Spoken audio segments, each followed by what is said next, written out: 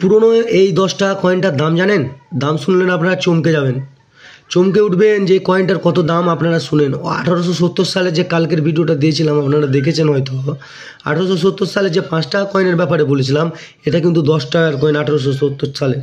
তো এই 1870 সালের এই কয়েনটা আপনারা দাম জানেন কত হতে পারে বলেন তো?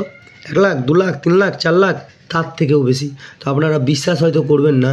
তো চলেন ভিডিওটি লাস্ট পর্যন্ত দেখবেন, স্কিপ করবেন না।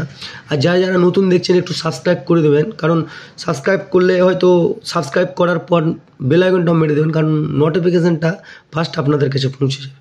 তো চলেন আজকে এই কয়েনটার ব্যাপারে আপনাদেরকে বলে দিই যে এই কয়েনের মধ্যে কি আছে, হয়তো যে এত দাম হতে পারে, তাই না? তো আপনাদেরকে সেটাও আমি আপনাদেরকে পরিষ্কারভাবে বলে দিচ্ছি। তো এর মেটেল কিন্তু দেখেন গোল্ডের, সোনা দিয়ে তৈরি। বুঝতে পারছেন, এটা কিন্তু সোনা দিয়ে তৈরি। আগের আপনাদেরকে দেখিয়ে দিই যে এটা সোনা দিয়ে তৈরি। আর ওয়েটটা দেখছেন 7.77 গ্রাম। তো আপনারা এইটা দেখেন 77 পয়েন্ট গ্রাম। একটা সোনার যদি এখন 1 গ্রামের দাম কত, আপনারা অনুমান করুন যে 1 গ্রামের দাম কত। তো এই কয়েনের আপনারা তুচ্ছ মনে করবেন না। কিছু কিছু কয়েন এখনও আছে যেগুলো হয়তো হাত ছাড়া অনেকের কাছে মানে খোঁজা মুশকিলই আছে। তো আপনাদের ভিডিওটি বেশি বেশি করে শেয়ার করেন, যদি থাকে কারো কাছে, তার ভবিষ্যৎ হয়তো ভালো হয়ে যাবে।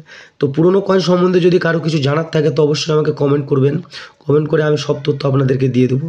তো চলেন আপনাদেরকে এই যে 10 টাকা কয়েনের ব্যাপারে যে দামটা আমি বলেছিলাম, তো দেখেন দামটা, অরিজিনাল দামটা আপনাদেরকে দেখিয়ে দিচ্ছি। দেখেন, তো 4 থেকে 7 লাখ টাকার মধ্যে, 7.5 লাখ টাকার মধ্যে এর দাম, মানে বইতে লেখা আছে, কিন্তু অত দাম দেবে না এখনকার মানে সোনার হিসাবে।